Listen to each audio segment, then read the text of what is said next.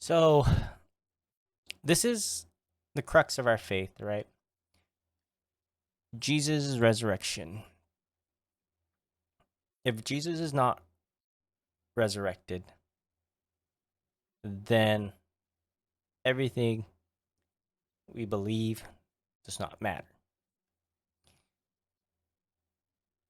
This is the reason, the purpose that Jesus came for, which is to die, be resurrected, so that we may attain heaven and be reconciled to Him. So, we get a look into an important moment in Thomas's life, because this is the moment that he believes, and we see a lot of hardness of heart, obviously, to the point that he gets the title Doubting Thomas, where he has this kind of requirement of faith. And I think what's important is that what I can gather is that there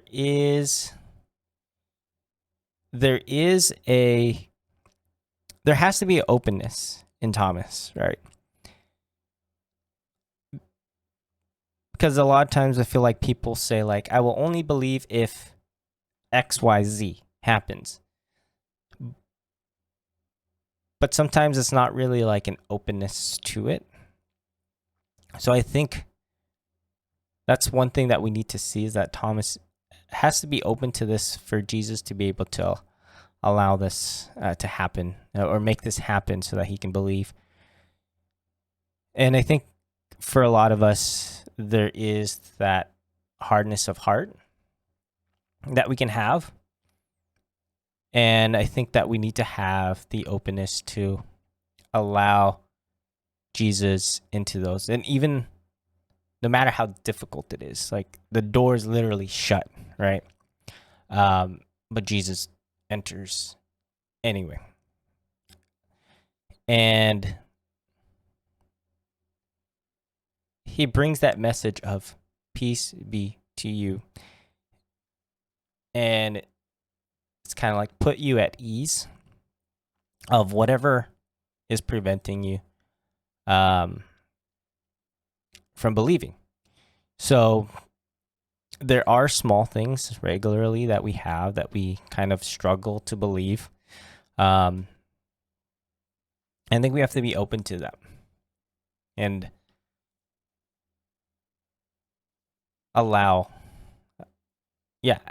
ultimately ask for Jesus to bless us with the gift of faith, as we say. And I think for those who may be like on the fence, not sure, I think it's important to be open to it.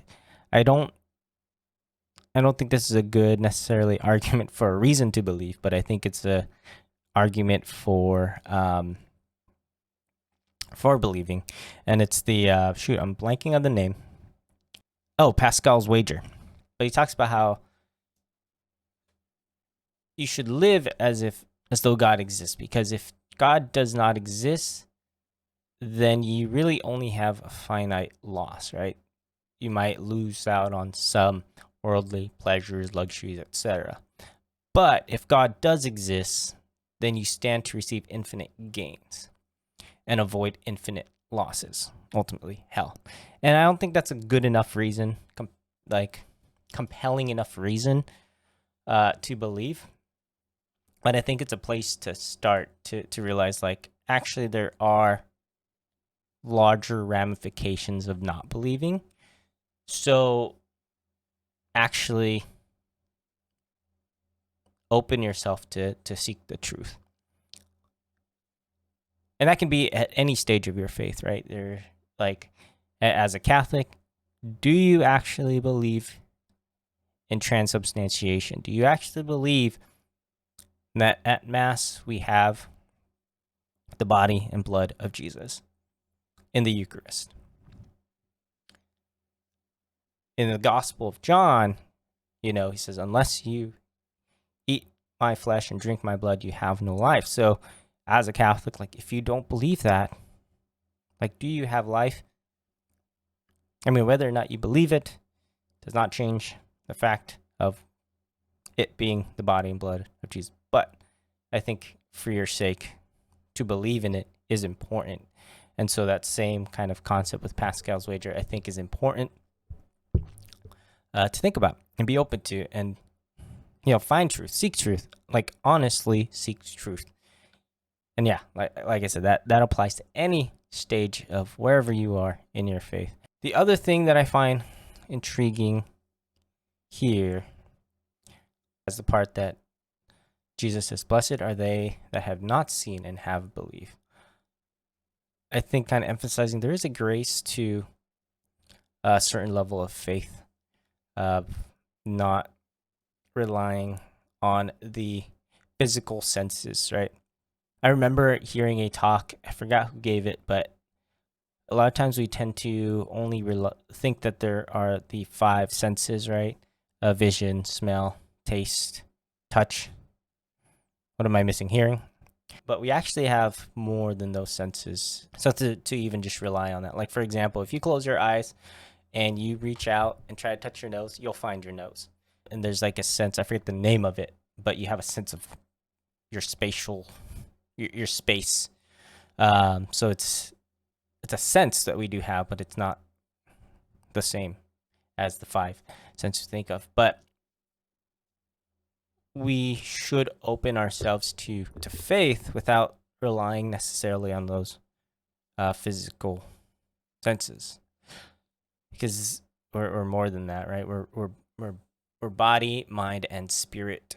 God ultimately wants to transform us in all those ways. So in terms of where I see this reading kind of driving me in terms of practical faith growth, I think it's just to really take the time, better time, to understand more of the church's teachings on the faith, and know, in a sense, know what I don't know, if that makes sense. Because I don't think, I'll take that back, not I think. I don't know everything of the faith, right? And that's where I need to grow. And I think it's a good opportunity now, especially after Easter, to continue to grow in bigger ways. I think I tend to rely a lot on the experience of faith, so to speak, and not dive enough into the intellectual aspect of our faith. So for me, that's the direction that I'm headed in. And that is my reflection for the gospel for the first Sunday of Easter. If you have any thoughts or any reflections of your own that you'd like to share, put them in the comments below. And then make sure to give this video a like and subscribe to the channel, and hit the notification bell so you'll be notified when these come out.